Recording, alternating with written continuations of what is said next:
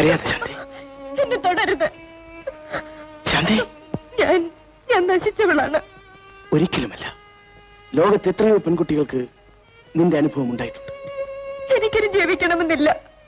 നീ ജീവിക്കണം, എനിക്ക് വേണ്ടി. ഈ ശരീരത്തെയല്ല ഞാൻ സ്നേഹിച്ചത്, എന്റെ ശാന്തി. എല്ലാവരും വെറുക്കുന്ന എന്നെ സ്നേഹിക്കാൻ ഈ ലോകത്ത് നീ മാത്രമേ ഉള്ളൂ. ആരെതിർത്താലും നിന്റെ കഴുത്തിൽ നാളെ ഞാൻ താലി കെട്ടും.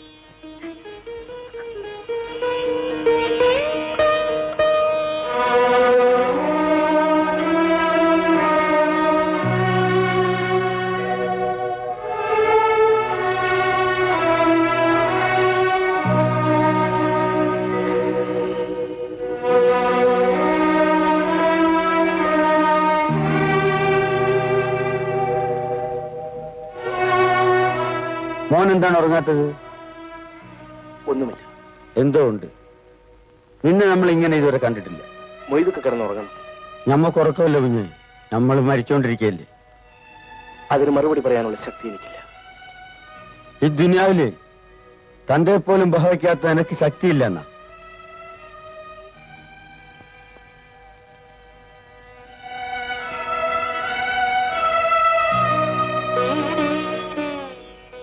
നീ ചന്തയിൽ ആരെങ്കിലുമായിട്ട് ഭയക്കുണ്ടാക്കിയ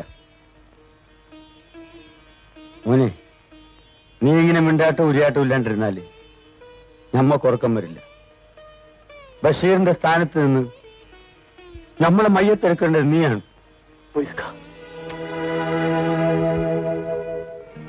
നീ ബാ.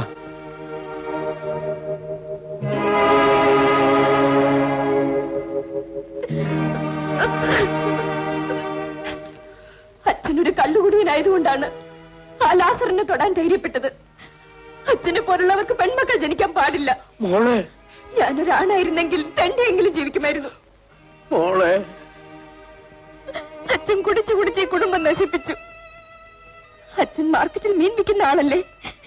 എങ്ങനെയായാ നാളെ എന്നെയും വിൽക്കേണ്ടി വരും.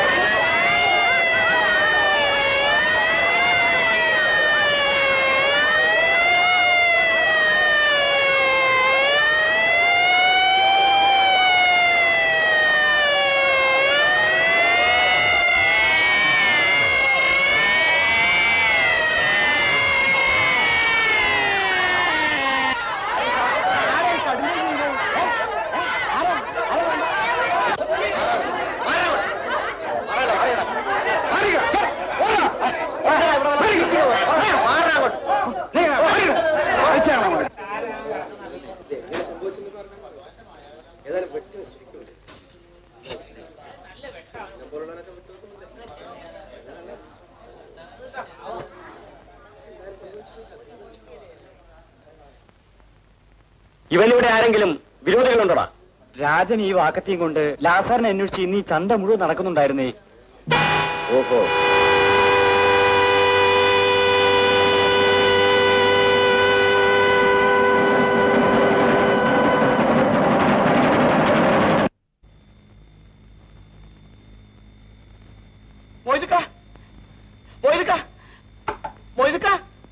എന്താ എന്താ രാജൻ കുഞ്ഞ് ലാസറിനെ കുത്തിക്കൊന്നു. എന്താടാ പറഞ്ഞു? മാർക്കറ്റ് മുഴുവൻ പോലീസാ. പോലീസേ? രാജനൊന്നും ഇവിടുന്ന് പുറത്തു പോയിട്ടില്ല. രാജാ, രാജാ, രാജാ. എന്താ പോയി? എന്താടാ?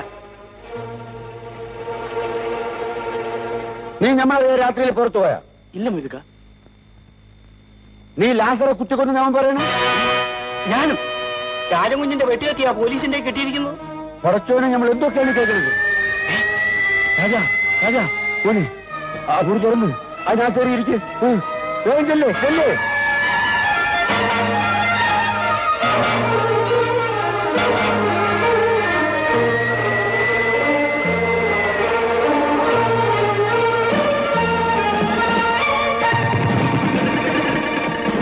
രാജനെവിടെ?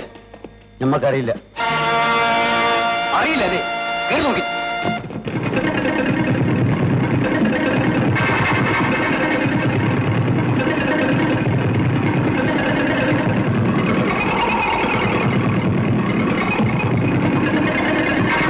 ഇവിടെ എങ്ങുമില്ല സാർ. കമാ.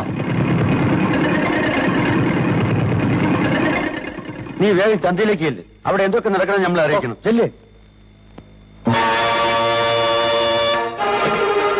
എന്റെ ഈശ്വര, ഞാൻ എന്താണ് ഈ കേൾക്കുന്നത്? എന്റെ മോൻ ഒരാപത്ത് വരുത്തുന്നേ. അവൻ കൊലപാതകം ചെയ്യാൻ മാത്രം ബാക്കിയുണ്ടായിരുന്നു. ഇപ്പൊ അതും കൂടി ചെയ്തു. അവൻ എന്റെ മുമ്പിലെ പ്രതിക്കൂട്ടിലേക്കാണ് വരുന്നതെങ്കിൽ അന്ന് ജസ്റ്റിസ് ദേവരാജൻ ഉണ്ടായിരിക്കില്ല.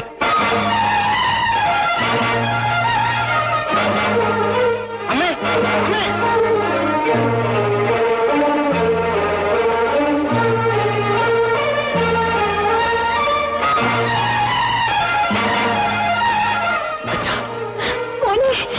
നീ വന്നോ?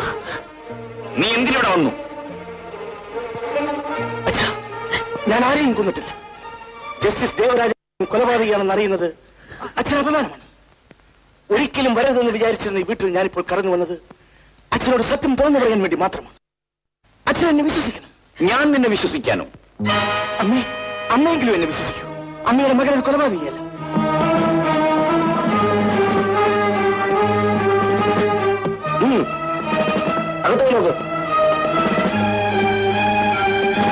അയ്യോ, പോലീസ്! ഞാൻ പിടികൊടുക്കില്ലമ്മേ, ഞാൻ പിടികൊടുക്കില്ല.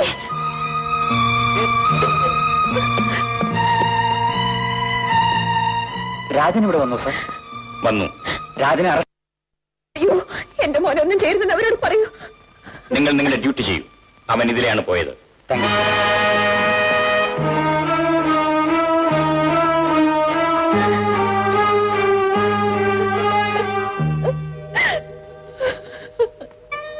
മൊയ്തുക്ക, എങ്ങനെയെങ്കിലും എന്റെ മോനെ രക്ഷിക്കണം.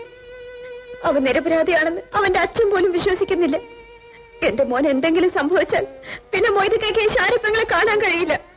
പെങ്ങളെ, ബഷീറിനെ രക്ഷിക്കാൻ വേണ്ടി ഇതുപോലെ നമ്മൾ ദേവനെടുത്ത് ചെന്നപ്പോ ഓൻ പറഞ്ഞ വാക്കോർമ്മയുണ്ട? അവൻ വലിയ ജഡ്ജി ആയതുകൊണ്ട് പറ്റൂല. പക്ഷേങ്കിൽ നമ്മളത് പറയില്ല. ജഡ്ജിക്ക് മാത്രമേ മാനവും വിലയുള്ളതാണ് അവന്റെ വിചാരം. അവന്റെ കണ്ണില് നമ്മൾ വെറും മീകച്ചവടക്കാരനല്ലേ? ഞാൻ അങ്ങനെ കണ്ടിട്ടില്ല. അത് നമുക്കറിയാൻ പെങ്ങളെ. രാജനെ രക്ഷിക്കാൻ വേണ്ടി ജഡ്ജി അദ്ദേഹത്തിനെ കൊണ്ട് ചെയ്യാൻ കഴിയാത്ത കാര്യമാണ് നമ്മൾ ചെയ്യാൻ പോണത്. പെങ്ങള് സമാധാനമായിട്ട് വീട്ടിൽ പോയിക്കോളി. മൊയ്തുക്ക എന്താണ് ചെയ്യാൻ പോകുന്നത്? കൊലക്കുറ്റം നമ്മൾ ഏറ്റെടുക്കും. മൊയ്തുക്ക, ദേവൻ പഠിത്തമുള്ളവനാണ്, പദവിയുള്ളവനാണ്, പണമുള്ളവനാണ്. പക്ഷെങ്കിൽ എല്ലാത്തിനും വലുത് സ്നേഹമാണെന്ന് നമ്മൾ അവനെ പഠിപ്പിക്കും. മൊയ്തുക്ക,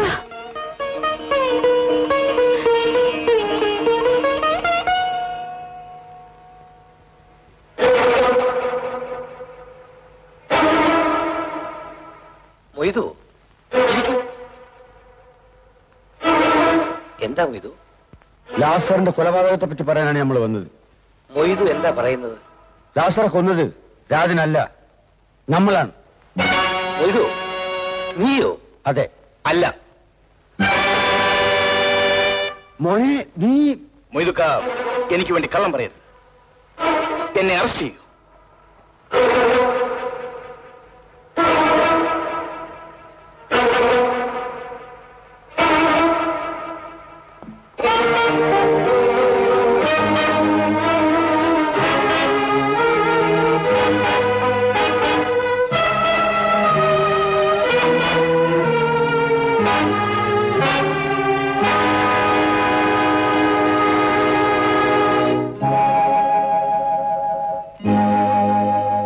രാജ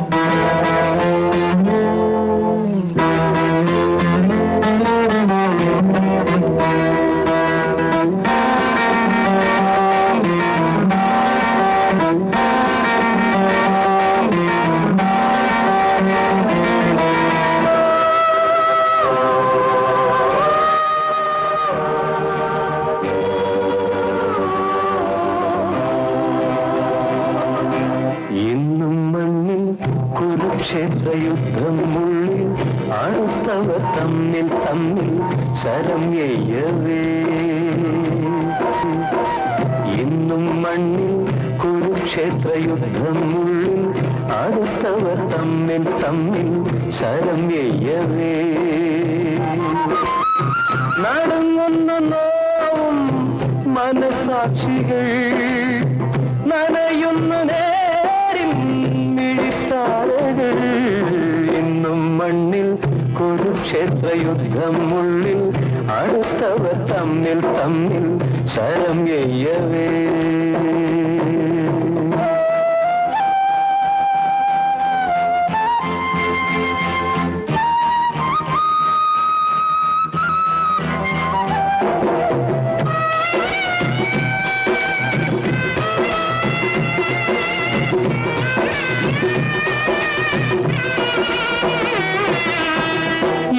ഇരുമ്പഴിക്കുള്ളിൽ വിമുഖമായി തേങ്ങി ഹൃദയങ്ങൾ കേഴും നേരം ഭൂമിയിൽ ഇരുമ്പഴിക്കുള്ളിൽ വിമുഖമായി തേങ്ങി ഹൃദയങ്ങൾ കേഴും നേരം ഭൂമിയിൽ എങ്ങും പൂക്കും കണ്ണീർ പൂക്കൾ എങ്ങും പൂക്കും കണ്ണീർ പൂക്കൾ സത്യം മുറിവേറ്റ കിളിയാകും വേളയിൽ ഇന്നും മണ്ണിൽ കുരുക്ഷേത്രയുദ്ധം ഉള്ളിൽ അടുത്തവർ തമ്മിൽ തമ്മിൽ ശരം എയ്യവേ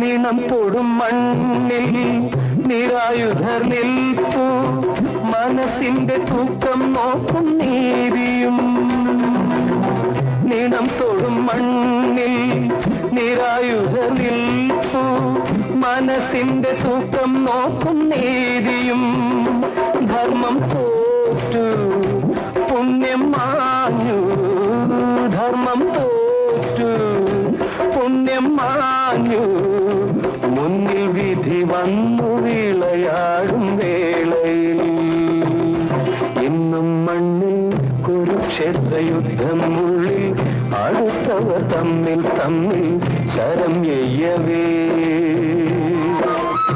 നടങ്ങുന്ന നോവും മനസാക്ഷികൾ നനയുന്ന നേരിൽ മിഴിത്താരകൾ ഇന്നും മണ്ണിൽ കുരുക്ഷേത്രയുദ്ധം ഉള്ളിൽ അടുത്തവർ തമ്മിൽ തമ്മിൽ ശരം എയ്യവേ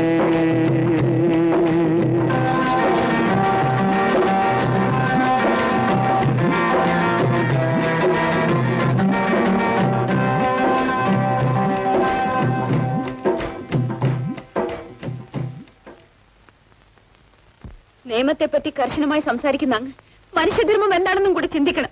നിന്റെ മകന് വേണ്ടി പ്രത്യേക ധർമ്മശാസ്ത്ര രീതി ഉണ്ടാക്കാൻ ആർക്കും കഴിയില്ല. ഇന്ത്യൻ പീനൽ കോഡിലെ എല്ലാ വകുപ്പുകളും ശിക്ഷിക്കാൻ മാത്രമുള്ളതല്ല. കുറ്റം ചെയ്തവർ ശിക്ഷിക്കപ്പെടും, അതോടൊപ്പം നിരപരാധികൾ രക്ഷപ്പെടുകയും വേണം.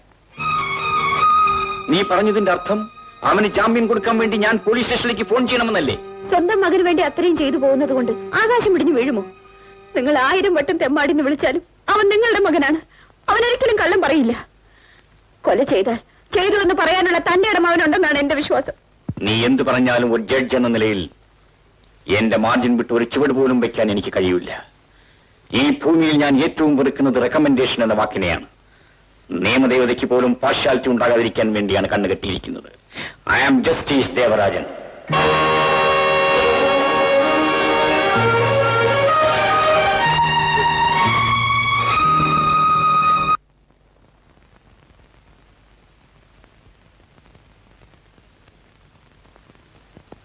Mister Gopinath, yes sir. ഈ കോൺഫറൻസ് കേരളത്തിലെ പോലീസ് ഉദ്യോഗസ്ഥന്മാർക്ക് ഒരു മാർഗദർശനമായിരിക്കണമെന്നുള്ളത് കൊണ്ട് മാത്രമാണ് നിങ്ങളെ എല്ലാവരെയും ഇങ്ങോട്ട് വിളിപ്പിച്ചത്. നമ്മൾ സത്യത്തിന്റെ കാവൽ ഭടന്മാരാണെന്നല്ലേ എല്ലാരും പറയുന്നത്? കാക്കി ഉടുപ്പിട്ടവർ കരിമൂർഖന്മാരാണെന്നുള്ളതിന് തെളിവാണ് DSP ഖാദ. ഒരു പോലീസ് ഉദ്യോഗസ്ഥൻ കപടമാർഗങ്ങളിൽ കൂടി പണമുണ്ടാക്കാനായി തന്റെ പദവി ദുരുപയോഗപ്പെടുത്തുന്നത് വേദനയുള്ള കാര്യമാണ്. പൊക്കവും വണ്ണവും മാത്രമാണ് ഒരു പോലീസുകാരന്റെ യോഗ്യതയെന്ന് പൊതുജനങ്ങൾക്ക് ഇന്നും തെറ്റിദ്ധാരണയുണ്ട്. പുതിയ തലമുറയിലെ ഉദ്യോഗസ്ഥനായ നിങ്ങളെങ്കിലും അത് മാറ്റണം. ധീരതയും സത്യസന്ധതയുമാണ് നമ്മുടെ സർട്ടിഫിക്കറ്റ് എന്ന് നിങ്ങൾ തെളിയിക്കണം. അതുകൊണ്ടാണല്ലോ സർ ഖാദറിനെ കുറിച്ച് അന്വേഷിച്ച പോലെ ഞാൻ ഏറ്റെടുത്തത്. എന്നെ പോലുള്ള IG വരെ തെറ്റിയതെന്ന് വരും. അങ്ങനെയുള്ളവരെ അറസ്റ്റ് ചെയ്യാൻ ധൈര്യമുള്ള ഒരു കോൺസ്റ്റബിൾ ഉണ്ടെങ്കിൽ അവനാണ് യഥാർത്ഥ പോലീസുകാരൻ. വേലി തന്നെ വിളതിന്നത് ഡിപ്പാർട്ട്മെന്റ് അവമാനകരമാണ്. ഖാദറിനെ കുറിച്ചുള്ള എല്ലാ സത്യങ്ങളും ഞാൻ കണ്ടുപിടിക്കും. Wish you best of luck. Thank you sir.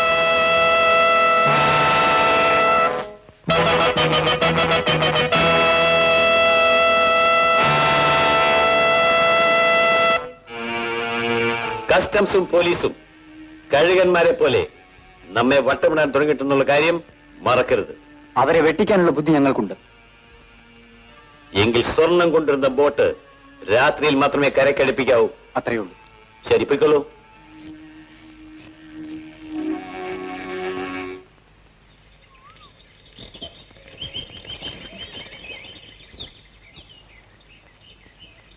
ഇവിടെ ആരുമില്ലേ?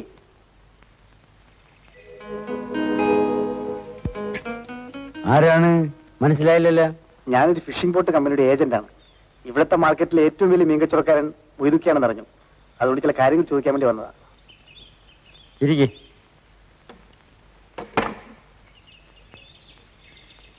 എന്താണ് അറിയേണ്ടത്? ഏറ്റവും കൂടുതൽ വിലക്കാണ് ഞങ്ങൾ മീൻ കൊടുക്കുന്നത്. പക്ഷേ എത്ര വരുമാനം ഉണ്ടായിട്ടും കമ്പനി മുന്നോട്ട് കൊണ്ടുപോകാൻ കഴിയുന്നില്ല. വരവിനൊക്കെ ചെലവ് കൂടിയ കാലമല്ലേ ഇത്? ഞമ്മക്ക് മീൻ തരുന്ന കമ്പനിക്കാർ ഇത് തന്നെ പറയുന്നത്. അപ്പോൾ സെബാസ്റ്റിന്റെ കമ്പനിക്ക് മാത്രം എന്താ ഇത്ര ലാഭം ഉണ്ടാവുന്നത്? അക്കാര്യം നമ്മൾ പറയണ അത്ര ശരിയല്ല. ഞങ്ങളുടെ കമ്പനിയിൽ എത്രയോ പാവപ്പെട്ടവരുണ്ട്. അവരുടെ ഭാവി ജീവിതം തയ്യാറാതിരിക്കാൻ വേണ്ടിയാണ് മൊയ്തുക്കാരുടെ ഉപദേശം ചോദിക്കുന്നത്. സെബാസ്റ്റ്യൻ മാത്രം ഈ ലോകത്ത് ജീവിച്ചാൽ മതിയോ? എല്ലാരും കടലിൽ പോയി വല വീശിയാ കിട്ടുന്നത് മീനാണ്. പക്ഷെ സെബാസ്റ്റിന്റെ ബോട്ട് വരേണ്ടത് സ്വർണ്ണക്കട്ടകളാണ്. മനസ്സിലായി. അവൻ ബോട്ട് വെച്ചിരിക്കുന്ന കള്ളക്കടത്ത് നടത്താനല്ലേ? അങ്ങനെയാണ്. ഇത് എല്ലാവർക്കും അറിയാവുന്ന കാര്യമല്ലേ? ശരി, അപ്പൊ ഞാൻ വരട്ടെ.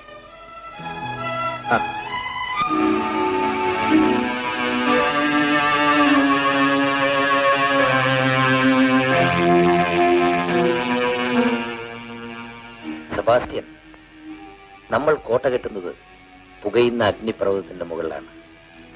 ഏത് നിമിഷത്തിലാണ് അത് പൊട്ടിത്തെറിക്കുന്നതെന്ന് അറിയില്ല. എന്ന് വെച്ചാൽ അജി ഇന്നലെ എന്നെ വിളിപ്പിച്ച് സൈഡ് ബിസിനസ് വല്ലതും ഉണ്ടോ എന്ന് ചോദിച്ചു. സാറെന്തിനാ വിഷമിക്കുന്നത്? ഉദ്യോഗം പോയാലും 9 തലമുറയ്ക്ക് കഴിയാനുള്ള സത്ത് സാർ ഉണ്ടാക്കിയിട്ടില്ലേ? ഉണ്ട്. പക്ഷേ സ്വത്ത് ഉണ്ടാക്കുന്നതിനേക്കാൾ പ്രയാസമാണ് അത് നിലനിർത്തിക്കൊണ്ട് ജീവിക്കുന്നത്. Yes, come in.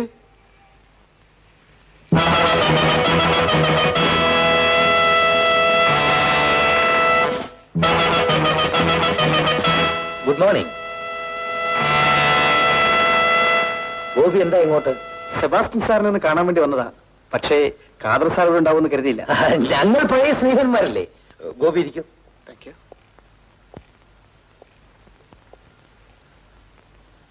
ഗോപിയെ സെബാസ്റ്റ്യൻ പരിചയമുണ്ടോ? ഇല്ല. എനിക്ക് നിങ്ങളെ നേരത്തെ പരിചയമുണ്ട്. എങ്ങനെ? അത് കൊള്ളാം. ജലകന്യകയുടെ മുതലാളി ആരാ അറിയാത്തത്? ഓ, I see. ആ ഗോപി IPS ആ. ഈയിടെയാണ് ഡിപ്പാർട്ട്മെന്റിൽ നിയമനം കിട്ടിയത്. Congratulations. I am delighted to see you. Thank you. Gopi വന്ന കാര്യം പറഞ്ഞില്ലല്ലോ. എന്റെ ഒരു കസിൻ ജോലിയില്ലാതെ വളരെ കഷ്ടത്തിലാണ്. നിങ്ങളുടെ ബോട്ട് കമ്പനിയിൽ വേക്കൻസി ഉണ്ടെങ്കിൽ ഒരു ജോലി കൊടുത്താൽ വലിയ ഉപകാരമായിരുന്നു. അതിനിപ്പോ കമ്പനിയിൽ പുതുതായി ആൾ എടുക്കുന്നില്ലല്ലോ ഗോപി. സെബാസ്റ്റ്യൻ സാറിന്റെ കമ്പനിയിൽ ആളെടുക്കുന്നത് ഖാദർ സാറാണോ? അതല്ല, സെബാസ്റ്റ്യൻ ഈ കാര്യം നേരത്തെ എന്നോട് പറഞ്ഞിട്ടുള്ളതാ. അത് ശരി. ഞാൻ കരുതി ഖാദർ സാറിനും ജലകനിയിൽ പാർട്ട്ണർഷിപ്പ് കാണുമെന്ന്. ഗോപി കസിന്റെ ജോലിക്കാര്യം പറഞ്ഞിവിടെ വന്നിരിക്കുന്നത് മറ്റെന്തോ ലക്ഷ്യം വെച്ചുകൊണ്ടാണെന്ന് തോന്നുന്നല്ലോ. ആരെയും സംശയദൃഷ്ടിയോടെ നോക്കുന്നത് പോലീസ് ഉദ്യോഗസ്ഥന്മാരുടെ സ്വഭാവമാണല്ലോ. ആ നിലയ്ക്ക് ഖാദർ സാർ സെബാസ്റ്റ്യൻ സാറിന്റെ വീട്ടിലിരിക്കുന്നത് നീതിപാലനത്തിനാണ് എന്ന് ഞാൻ വിശ്വസിക്കണം. ഗോപി, ഡിപ്പാർട്ട്മെന്റിൽ ഈയിടെയായി പുതുമഴയിൽ കിളിർത്ത തകരകളെ കാണുന്നുണ്ട്. അതിനിടയിൽ കാക്കിയുടുപ്പിട്ട് പതുങ്ങിക്കിടക്കുന്ന അണലിപ്പാമ്പുകളുമുണ്ട്. ഗോപി, നിങ്ങൾ തമ്മിൽ സംസാരിക്കുന്നതിന്റെ അർത്ഥം എനിക്ക് മനസ്സിലാകും. സോറി മിസ്റ്റർ സെബാസ്റ്റ്യൻ, മനസ്സിലാക്കേണ്ട സമയം അടുത്തോട്ടെന്ന് ഖാദർ സാറിന് അറിയാം. അദ്ദേഹം സീനിയർ ഓഫീസർ അല്ലേ? Okay, will meet again.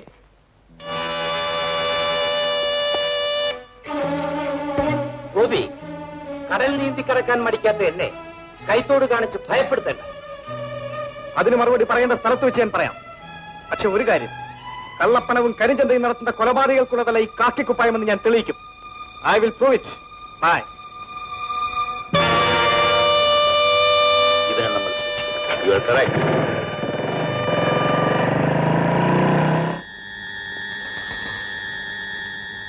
Sir, ആ ഇൻസ്പെക്ടർ ഗോപിനാഥ് ഇവിടെ വന്നതിന്റെ ഉദ്ദേശം സാറിന് അറിയാം? ഇല്ല. സാറിന്റെ ബോട്ട് ബിസിനസിനെ കുറിച്ചുള്ള എല്ലാ രഹസ്യങ്ങളും മൊയ്തു അവനോട് പറഞ്ഞിട്ടുണ്ട്. അവൻ അത്രയ്ക്കായോ? Take it easy Sebastian. ഇത്രയൊക്കെ സംഭവിച്ചിട്ടും അവൻ പഠിച്ചിട്ടില്ല അല്ലേ? You are correct.